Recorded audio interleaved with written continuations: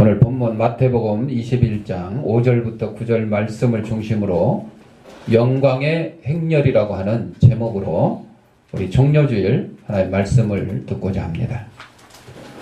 성경에서 종려나무는 의와 아름다움과 승리 등을 상징을 했습니다.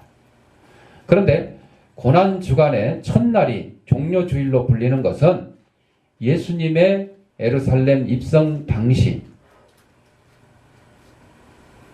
메시아로 계산하는 왕처럼 오시는 예수님을 환영하는 뜻으로 종려나무 가지를 흔든 데서 유래되었기 때문에 종려주일로 불립니다.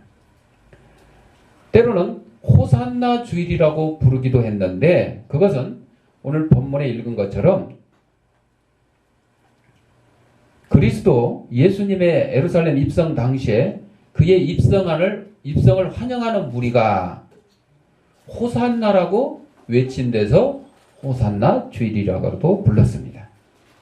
종려주일은 그 옛날 서노마 교회에서 그리스도의 순환사를 낭독했기 때문에 또 고난의 주일이다 이렇게 불리기도 했습니다. 또 종려주일을 꽃의 날이라 이렇게 부르기도 했습니다. 그래서 꽃주일 이렇게 불렸는데 부활절날 세례를 받기 위해 준비하는 세례 지원자들과 관련하여 또 세례 지원자 주일이다 이렇게 불리기도 했어요.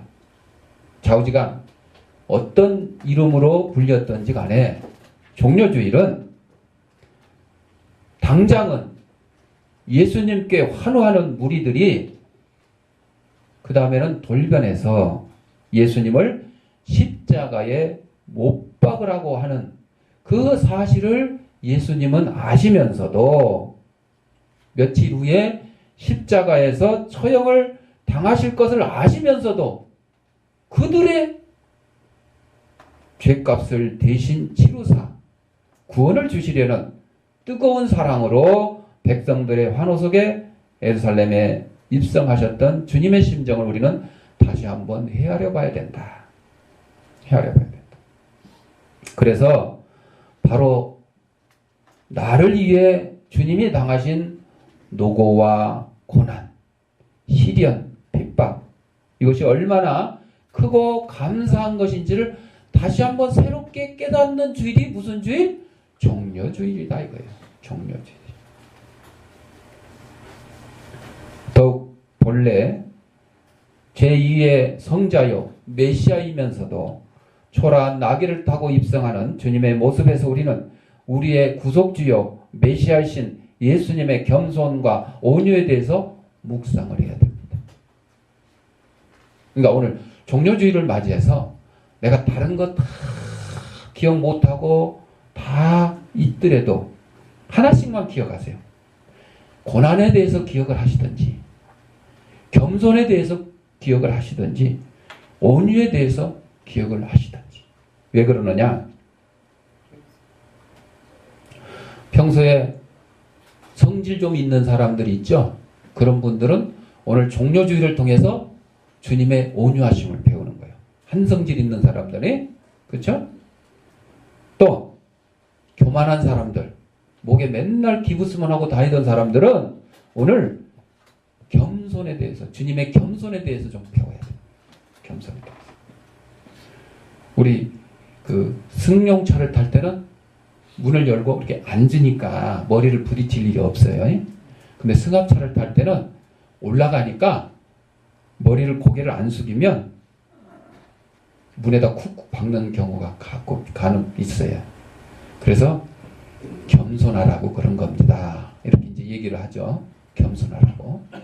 여러분, 좁은 문으로 들어가란 말이 무슨 말이냐? 겸손하라고요. 여러분, 큰 문, 그냥, 호텔, 로비 이런데, 또 세종문화회관 이런 엄청난 큰 건물 들어갈 때는 천정이 하도 높아가지고 이마에 달 일이 없잖아요. 그쵸? 근데 좁은 문, 우리 교회처럼 작은 교회에 좁은 문 들어올 때는 겸손히 고개 탁 숙이고 들어 다니시라는 거예요. 그래서 오늘 종려주의를 맞이해서 겸손을 배우든지 온유를 배우든지 고난을 배우든지 한 가지씩이라도 여러분들 배워가는 시간이 돼야 돼요. 다 배우면 더 좋고 욕심이지만은 다 배우면 더 좋고. 예수님의 예루살렘 입성은 고난을 향한 첫 걸음인 동시에 고난 후의 승리를 위한 영광스러운 걸음이었어요. 지금 종려나무 가지를 흔들면서 자기의 겉옷을 바닥에 깔면서 호산나 다윗의 왕위로 오신 메시아를 지금 환영하지만 그들은 잠시 후에 예수님을 십자가에 못 박을 사람들이에요. 그래서 지금 예수님이 환영받는 이것은요, 십자가를 지기 위한 환영이라기보다는 십자가를 지시고 사흘 만에 부활 승천하신 그 승리의 영광의 모습을 미리 환영하는 것이다. 이렇게 이해를 하는 게 좋을 것 같아요. 그렇지 않으면 그 환영하는 무리들이 얼마나 나쁜 놈들이겠어요. 그렇죠? 얼마나 나쁜 놈들이겠어요. 그 사람들은 예수님을 우리를 죄악 가운데서 구원해 주실 구세주로 생각한 것이 아니라 노마의 핍박에서, 노마의 학정에서 해방시켜줄 해방자로 생각했어요. 왜? 예수님만 계시면 먹을 거 걱정 없어. 아니 물고기 2마리, 보리떡 5개, 물고기 2마리로 5,000명을 먹이고도 12광주가 남았다는데 이거는 말도 안 되는 기적이잖아요. 그러니까 예수님만 따라다니면 농사 안 지어도 되고 장사 안 지어도 되고 먹을 거 걱정 없어. 그것뿐이에요? 38년 된 중풍병자가 야, 네 자리 들고 일어나. 그러니까 그냥 일어나고 가는 거예요. 이거 뭐 약도 바르지도 않고 아무것도 안 했는데 말씀만 하셨는데 속여? 네 무엇을 보기를, 너 소원이 뭐냐? 보기를 원합니다. 그래? 눈에다가 진흙을 침 발라가지고 딱 이겨가지고 발라주고 야, 저 실로암 연못에 가서 씻어라. 아, 그랬더니 눈이 번쩍 뜨이는 거예요. 막 그것뿐만이 아니야. 그냥 열갈 게 하도 많아. 심지어는 죽은 자도 죽은 지 사흘이 돼가지고 무덤에서 썩은 냄새가 나는 나사로 보고도 나사로야 나오너라 그랬더니 아, 시체가 나와요. 살아서. 아니 이런 분을 이스라엘의 지도자로 모시면 로마 저까지가 아무것도 아니야. 저거 한 방에 그냥 예수님이 새끼손가락만 갖고 이렇게 튕기기만 해도 로마는 다 망할 거야. 이렇게 이스라엘 백성들이 생각을 했었잖아요. 그만큼 능력이 있으신 분이에요. 사실은. 그런데 예수님이 이 땅에 오신 목적이 뭐예요? 자기 백성을 저희 죄에서 구원할 자이심이라. 예수의 이름이거든요. 이름. 뭐 일제 치하에서 우리를 해방시켜주고 뭐 공산당 치하에서 해방시켜주고 노마의 폭정에서 해방시켜주러 오신 게 목적이 아니라 그거보다도 더 지독하고 그거보다도 더 어려운 죄의 문제를 해결해 주시러 오는 거예요. 노마는 예수님이 멸망 안 시켜도 멸망됐어 안 됐어? 멸망됐어요. 일제 35년 예수님이 와서 뭐 창칼을 안에 뚫러도 하나님의 때가 되니까 물러가게 하셨어요. 공산치하도 마찬가지고. 이런 것들은 하나님의 섭리 가운데서 때가 되면 이루게 되는 거예요. 그렇지 예수님이 그것을 행하러 오신 게 아니고 무슨 문제를 해결하기 위해서? 죄의 문제, 죄. 우리의 구원을 이루기 위해서 이 땅에 오신 분이요.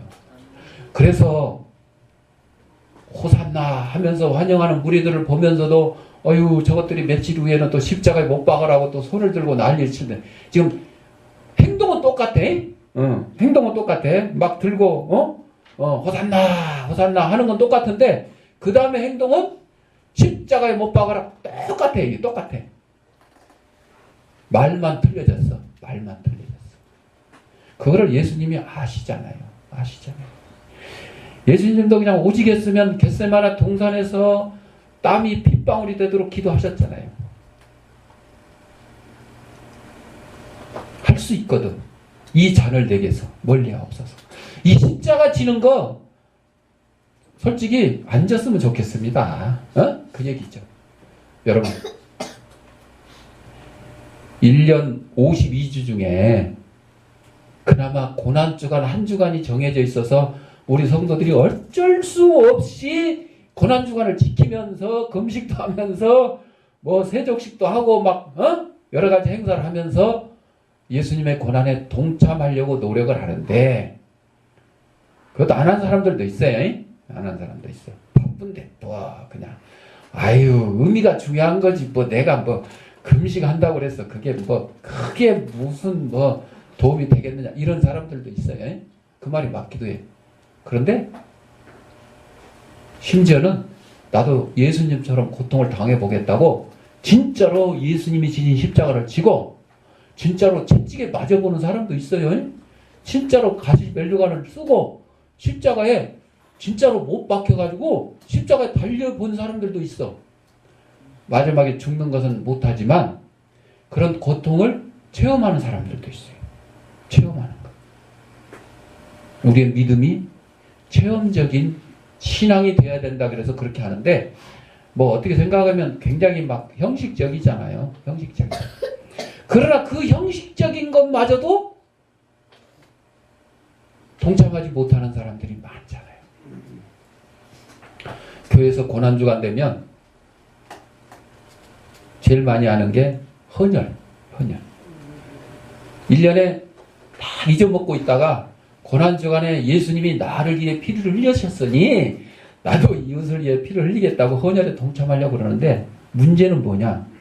고난주간이니까 뭐 아침 금식만 하든지 일주일 내내 금식을 하든지 사순절 막 기간 동안 금식을 해가지고 막상 헌혈하려니까 빈혈이 빈혈이야. 안 돼. 주고 싶어도 못 줘. 헌혈을 하려면 금식하면 안 돼. 헌혈하러 가면 딱 물어보는 게 그래요. 식사하셨습니까? 형님? 식사하셨습니까? 식사 안 하면? 빈혈이야, 빈혈. 잠 잘 주무셨습니까? 아니, 나 고난주간에 막 금식 철회하느라고 잠도 못 잤는데 눈이 그냥 괭해가지고 이래가지고 못해. 그러니까 결국은 1년에 한 번 내가 고난주간에 예수님의 보혈을 생각하면서 나도 이웃을 위해서 피를 흘려야 되겠다고 했는데 탈락이야. 그러면 다음에라도 해야 되겠다고 해서 하면 좋은데 해요? 안 해. 이제 잊어먹어. 끝. 내년 고난주간을 다시 한번 기대하면서 결국 평생 못하게 돼. 이렇게 되니까. 목사님들도 그래요. 목사님들도. 수련회 내가 옛날에 충청도에 수련회 갔을 때 충청 혈액원에 차를 불러가지고 우리 목사님들 몇백 명 모였으니까 헌혈하겠다고 했더니 세상에나 만상에나 몇백 명이 모였는데 10명도 못했어. 아우 내가 창피해가지고 아예 안 하려고 하는 사람도 있고 하겠다고 의욕은 있는데 와서 금식을 하거나 뭐 철회를 해가지고 빈혈 때문에 못하게 되는 거예요. 이게 안 되는 거예요.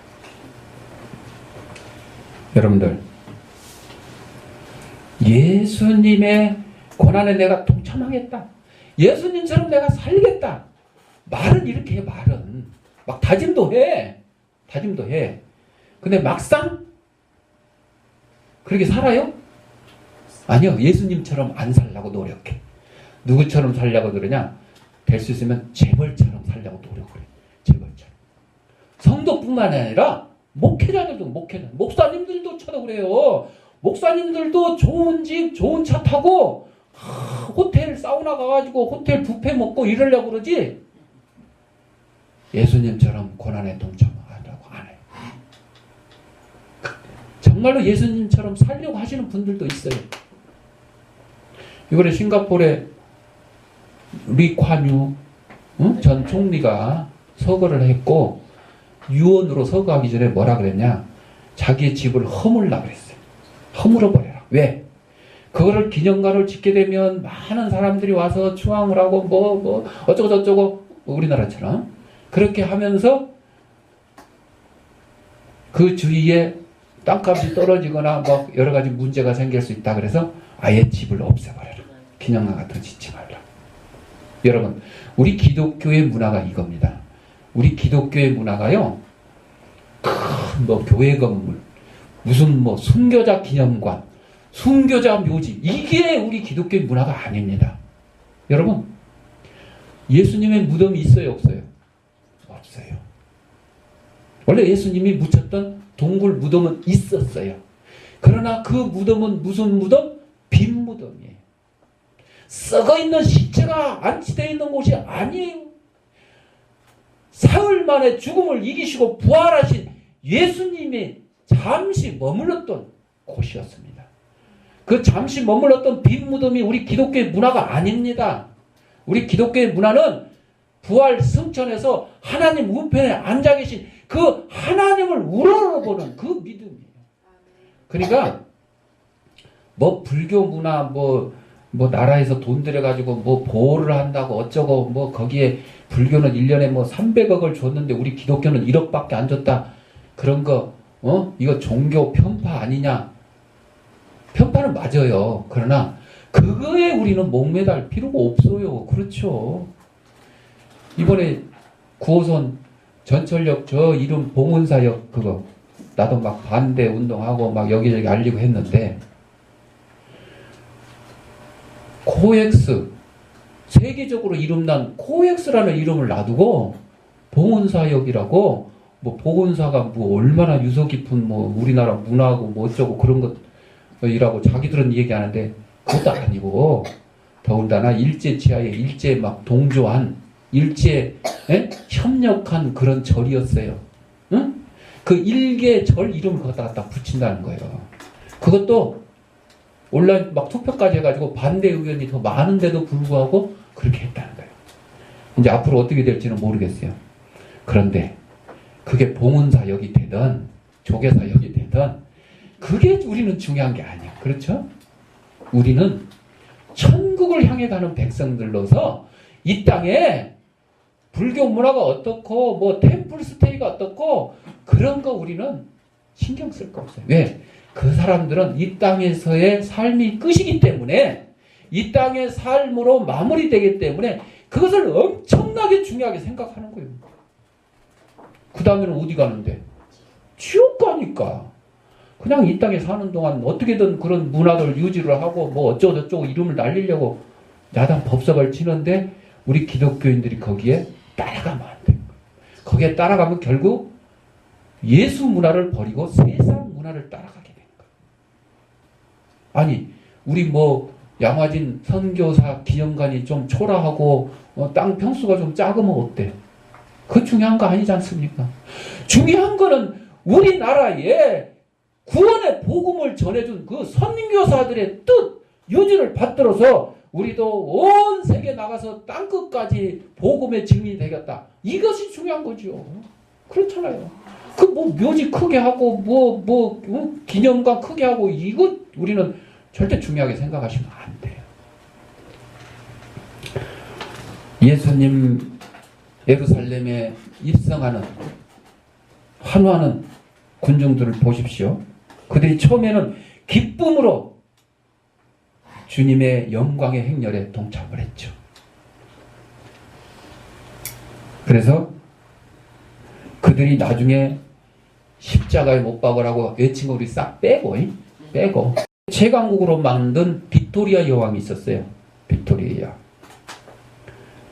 이 빅토리아 여왕은 하나님 사랑, 국민 사랑, 나라 사랑으로 살면서 어려운 사람들을 잘 보살폈습니다.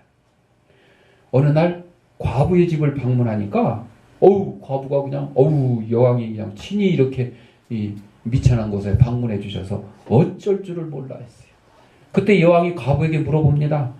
이제까지 이 집을 찾았던 손님 중에 가장 귀한 손님이 누구세요? 물어보니까 이 과부가 대답합니다. 가장 소중한 손님은 여왕 폐하십니다. 그러니까 여왕이 실망한 눈빛으로 독실한 크리스찬이에요. 여왕은. 아니 예수님이 가장 귀한 손님 아니었어요? 이렇게 딱 되물었어요.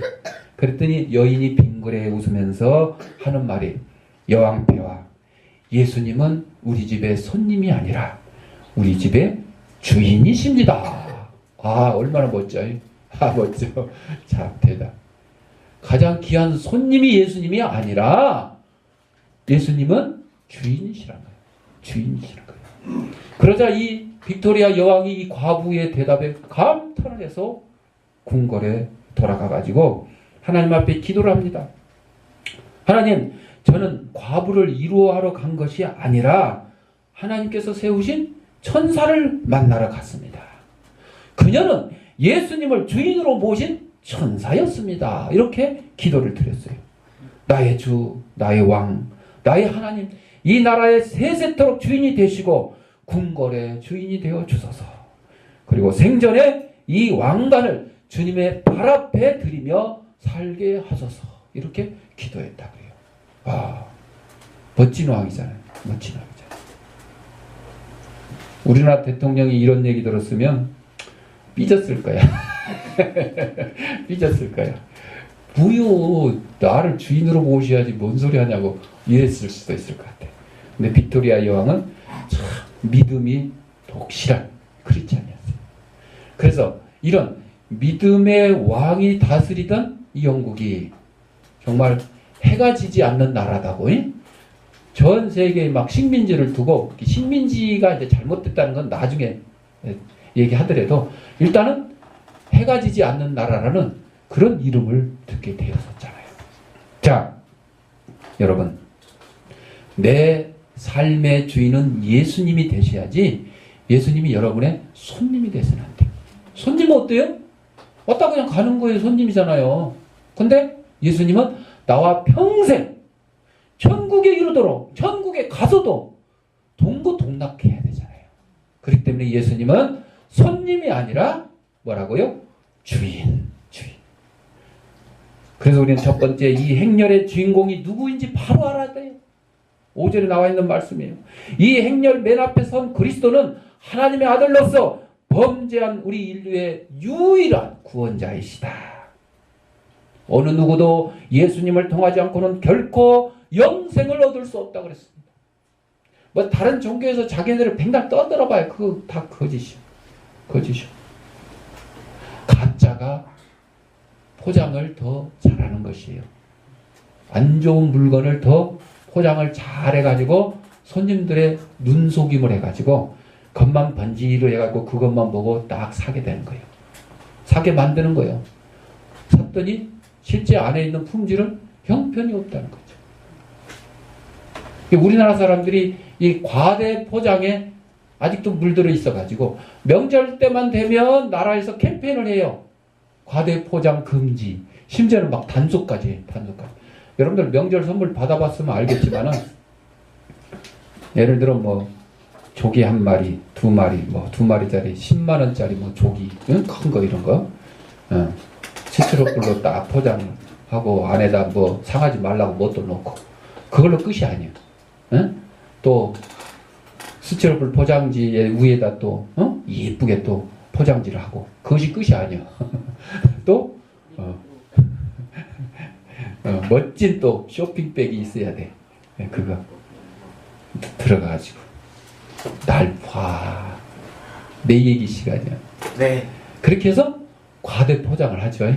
그게 이제 딱 선물 받을 사람한테 배달이 되면 선물 받은 사람은 쫙 버려버리고 쇼핑백 버려 껍데기 찢어 버리고 또 스티로폴 박스 버리고 안에 있는 또 뭐 상하지 말라고 했는 이런 것도 다 버리고 먹는 건 딱 안에 있는 이 굴비만 먹는 거예요. 조기만 먹는 거예요.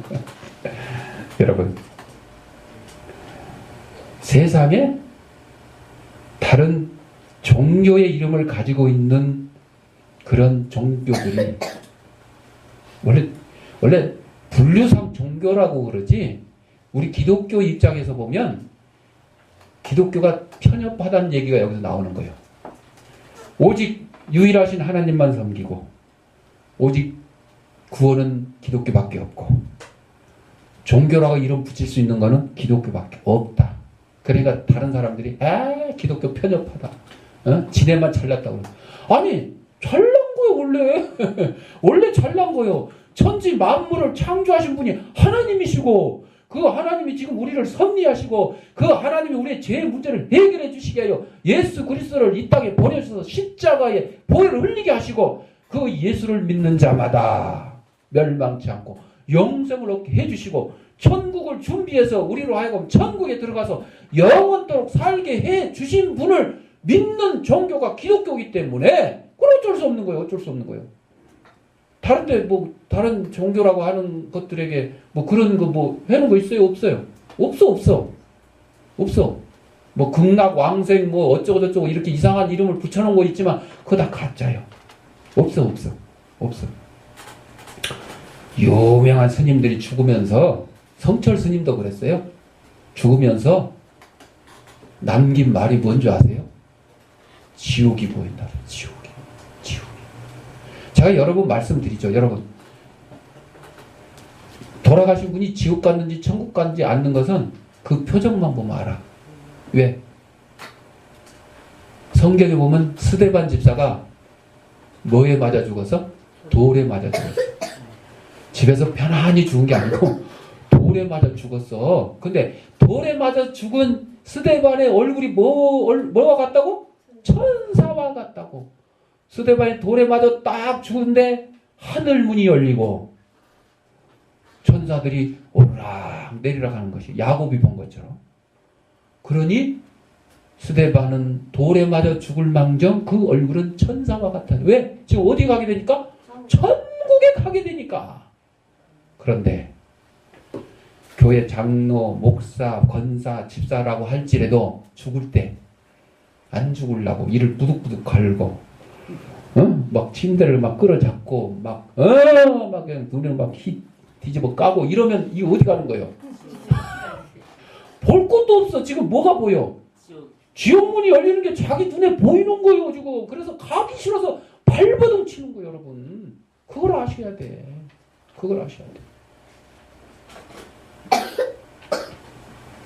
예수 그리스도만이 우리의 영생의 길이고 주인이시에요. 이분이 이러한 구주되심을 바로 할 때 이 종료주일날 호산나 하면서 예수님을 환영하던 그 행렬에 우리가 동참할 수 있게 된다는 겁니다. 벤스 헤브너라고 하는 설교가가 전적인 헌신이라는 설교를 합니다.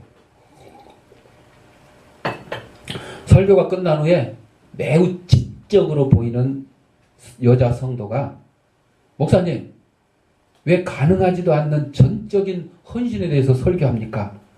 전적인 헌신하는 것이 정말 가능합니까? 그냥 한 80%만 헌신하십시오. 90%만 헌신하십시오. 이렇게 하는 것이 현실적으로 맞지 않습니까? 그랬더니 그 목사님이 뭐라고 답했느냐. 부인, 만일 당신의 남편이 당신에게 90%만 헌신하고 나머지 10%는 다른 여자에게 헌신해도 당신 만족하겠습니까? No. 그렇습니다. 당신의 남편이 당신에게 100% 헌신하는 것처럼 우리 성도들은 하나님 앞에 100% 헌신하는 것입니다.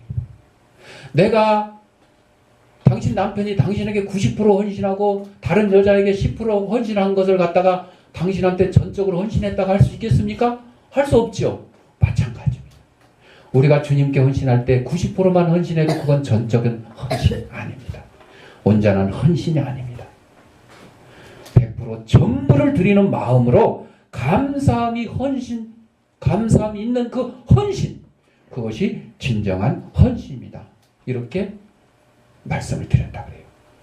그렇습니다. 우리는 헌신하는 마음이 있어야 돼요. 헌신하는. 8절에 나와 있는 거죠. 행렬에 참여한 무리는 종려나무 가지를 흔들며 자신들의 겉옷을 벗어 영광의 왕께서 가시는 길에 폈습니다. 이게 뭐예요? 헌신이에요.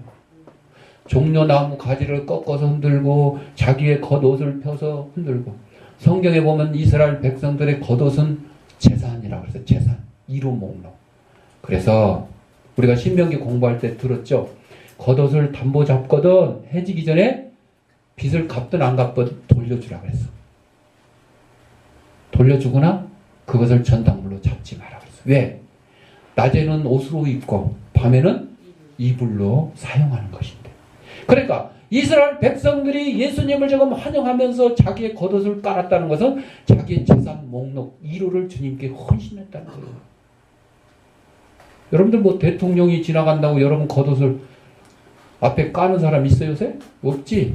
그냥 레드카펫 깔면 깔았지 내 옷은 못 깔죠. 못 깔죠. 어느 이는 왕에 대한 충성과 헌신의 고백으로 종려나무를 가지를 흔들고 자신의 겉옷을 깔 수 있었던 것이죠. 오늘 만왕의 왕 되신 주님을 따르는 우리에게 이러한 충성과 헌신의 고백이 있어야 돼요. 근데 우리는 어때요? 그냥 달라고. 주시옵소서. 아니 헌신을 좀 그렇게 했으면 좋겠는데 맨날 하는 얘기는 고난은 빼고 복만 주시옵소서. 반성해야 돼. 반성해야 돼. 우리 제한교 성도들은 저한테 그냥 이런 얘기를 하도 들어서 좀 덜 할 거야. 덜 할 거야. 다른 교회 성도들보다. 다른 교회 뭐 목사님들 의뢰 가르쳐 그렇게. 가난하게 사는 것이 하나님의 뜻이 아니다고 가르쳐. 아유 여러분 하나님이 나보고 야 너 가난하게 살으라고 하면 가난하게 살아야 되는 거 이게 하나님의 뜻인 거예요. 근데 목사가 가난하게 사는 것은 하나님의 뜻이 아니다 이렇게 딱 얘기해요. 여러분 암병에 걸린 건 하나님의 뜻이 아니다 이게 맞아요? 안 맞습니다. 예수 잘 믿는 사람도 암병에 걸릴 수 있고 교통사고 날 수도 있고 가난하게 살 수도 있어요. 하나님도 가난하게 살아면 가난하게 사는 것이고 너 암병으로 죽어라 그러면 암병으로 죽는 거요. 아니 암병에 죽고 가난하게 살다가 천국 가는 게 낫지 부자로 살다가 건강하게 살다가 지옥 가는 게 낫습니까? 안 낫죠. 안 낫죠. 아니 그거는 싫어하면서 가르치를 이렇게 가르친단 말이에요. 잘못된 가르치고 잘못 배우는 거예요. 예수 잘 믿고 건강하고 복받아서 부자로 좋은 집에 좋은 차 타고 살면 좋겠죠. 근데 성경에 하나님과 무엇을 겸하여 섬길 수 없다고? 이래도 몰라 이거? 뭐니 해도 뭐니가 좋다고 하는 현대 사람들. 그니까 전라도 말로 근께 응? 하나님과 돈을 겸하여 섬기면 좋겠는데 이게 안 되는 거예요. 부자가 천국에 가는 것이 낙타가 바늘구멍으로 들어가는 것보다 어렵다 그랬잖아요. 낙타가 바늘구멍 어떻게 들어가 이거 말도 안 되잖아. 어?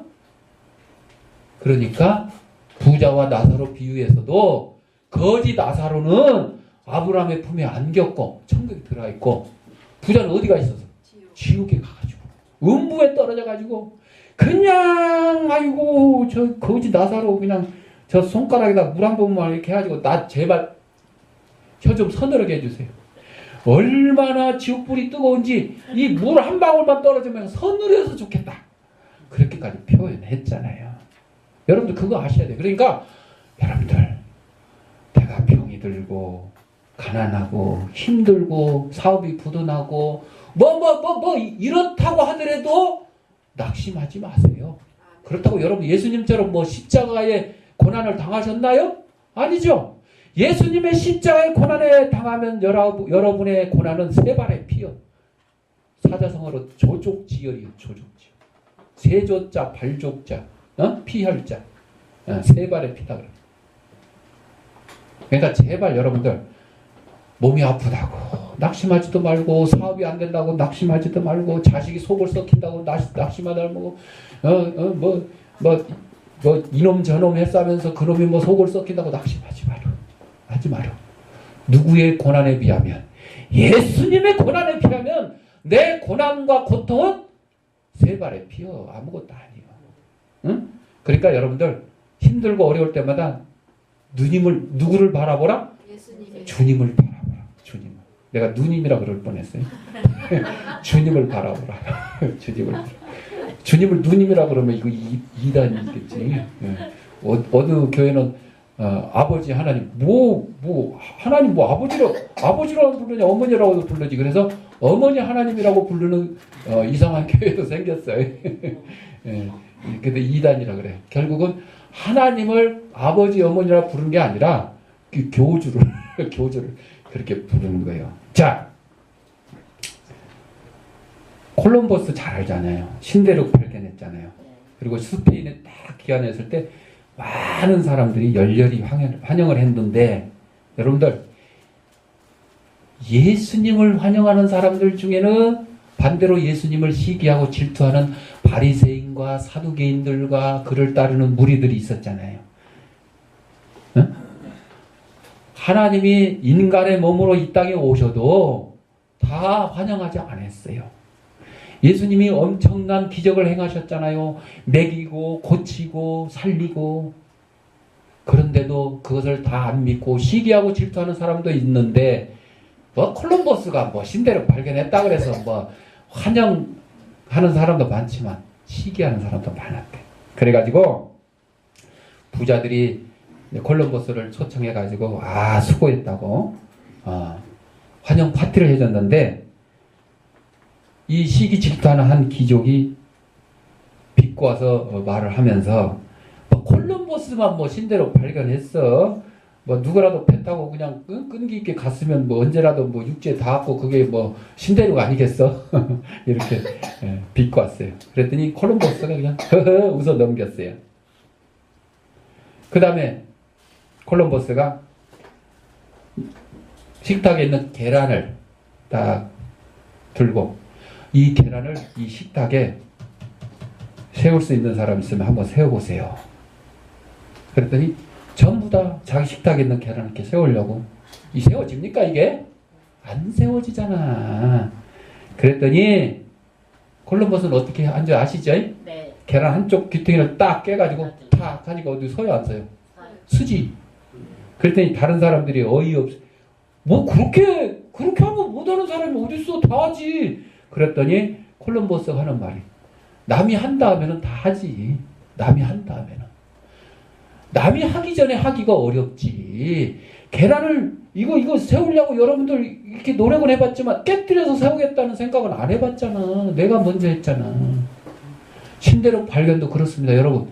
내가 발견하고 나니까 시기 질투하는 사람들, 그거 뭐 배 타고 열심히 가면 뭐 다 발견하는 거. 맞아요, 그래. 내가 발견 안 했으면 다른 사람이 가서 발견할 수도 있었지.